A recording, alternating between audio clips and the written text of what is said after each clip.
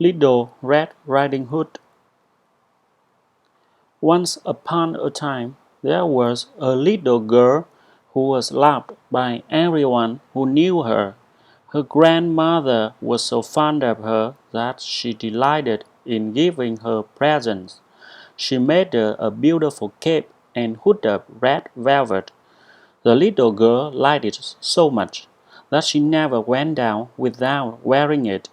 In time, everyone called her Little Red Riding Hood. Little Red Riding Hood lived with her mother and father in a small cottage near the edge of a large forest. Her father was a woodcutter and worked all day in the forest. Little Red Riding Hood loved her grandmother just as much as her grandmother loved her. Nearly every day she went along the path through the forest to visit her.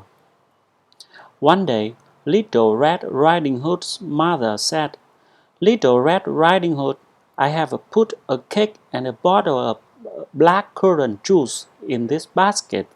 I want you to take them to your grandmother. She is ill and they will do her good.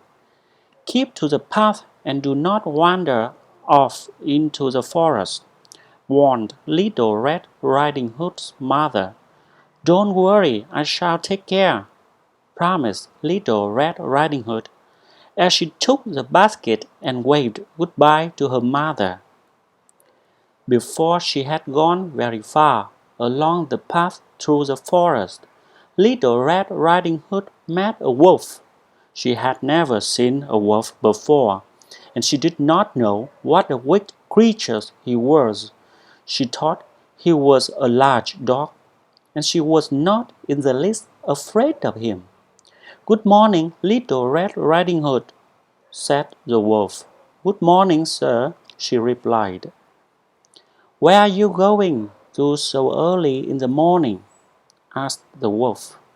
"To my grandmother's," Little Red Riding Hood replied. "And what have you got in your basket?" the wolf went on. "A cake and a bottle of black currant juice," said Little Red Riding Hood. "Grandmother is ill, and mother has sent these to help her to get well again."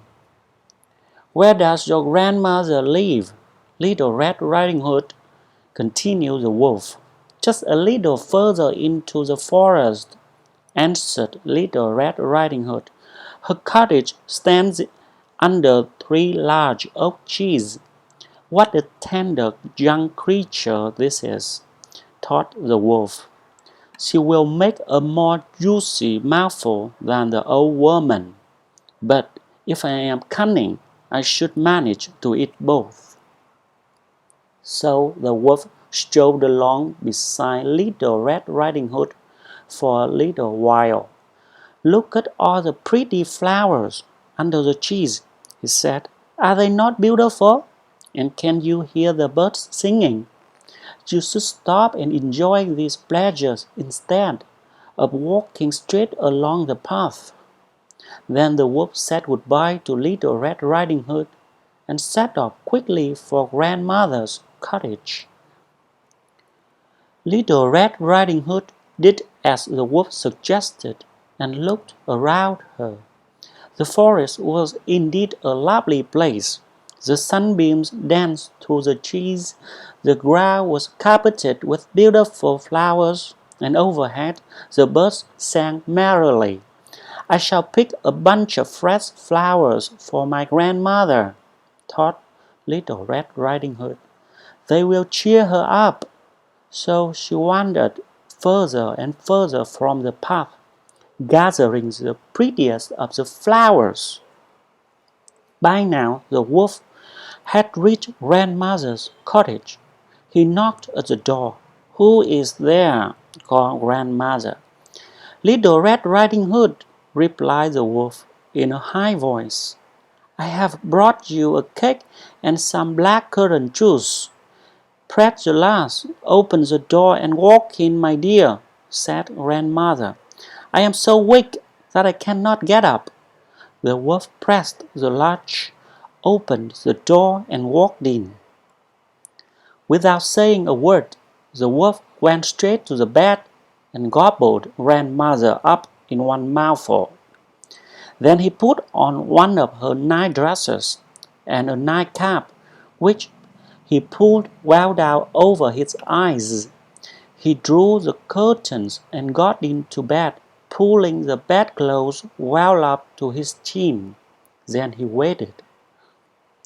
Meanwhile, Little Red Riding Hood has wandered far from the path, for the loveliest flowers always seem to be furthest away.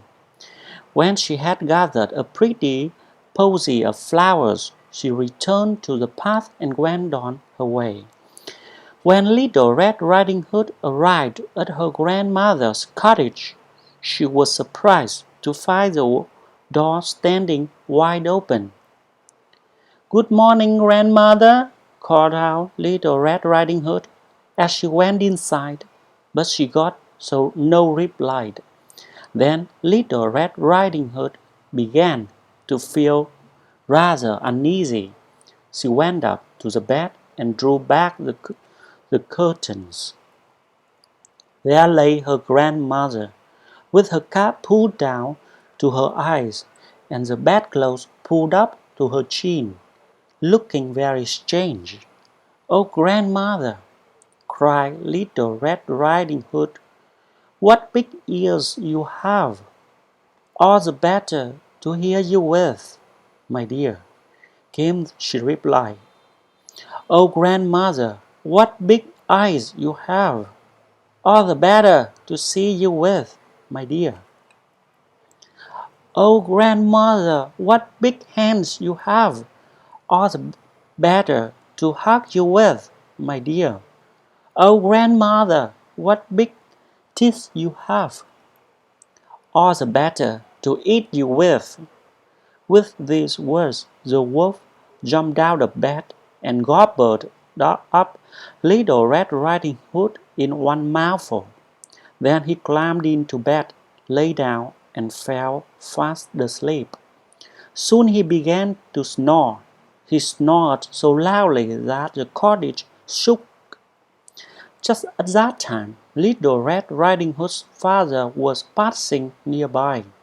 He heard the awful snores coming from the cottage and thought he had better go in to see why Little Red Riding Hood's grandmother was snoring so loudly.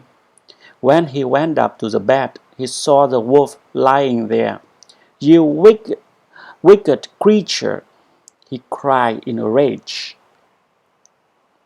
With one blow of his axe, he killed the wolf and pulled him out of the bed.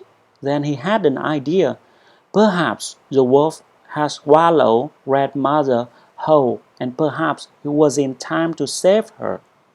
Little Red Riding Hood's father cut open the wolf, hoping to find grandmother inside, alive. Imagine his surprise when up popped a little Red Hood, and out jumped Little Red Riding Hood. "Oh, how frightened I was!" cried Little Red Riding Hood. It was as dark as night inside the wolf. Then her father held grandmother out. She was still alive, but was feeling very unwell. Little Red Riding Hood and her father put grandmother into bed. They gave her some of the cake and some blackcurrant juice. Soon she was sitting up and feeling much better. They were happy and relieved, all to be alive and well. Little Red Riding Hood's father took her by the hand and led her back home. When Little Red Riding Hood's mother heard their story, she was shocked, and she gave her little girl a big hug. Little Red Riding Hood promised that she would never wander off the path through the forest again, and she never, ever did.